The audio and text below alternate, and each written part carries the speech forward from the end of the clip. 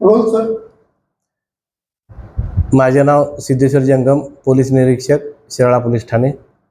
काल दुपारी मंगेश चंद्रकांत कांबळे, वय 32 वर्ष, राहणार मांगले, सध्या राहणार पनवेल, हे पोलीस ठाणे येथे आले होते त्यांच्या नातेवाईकासह.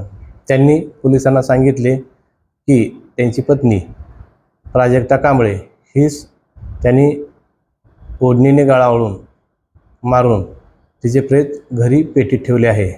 वरून आमचे शिराळा पोलीस ठाण्याचे पोलीस अधिकारी व स्टाफ हे मांगले येथील घटनास्थळी गेले, तेथे खात्री केली.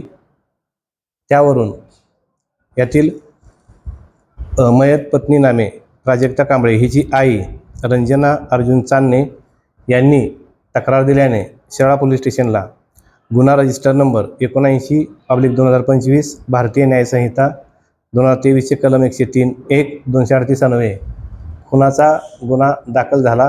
त्यामध्ये आरोपीने त्याची पत्नी प्राजक्ता कांबळे हिचा चारित्र्याचा संशय घेऊन तिचा काल सकाळी 11:30 वाजताच्या सुमारास ओढणीने गळावळून खून करून तिचे प्रेत घरातील पत्र्याच्या पेटीत ठेवले आहे.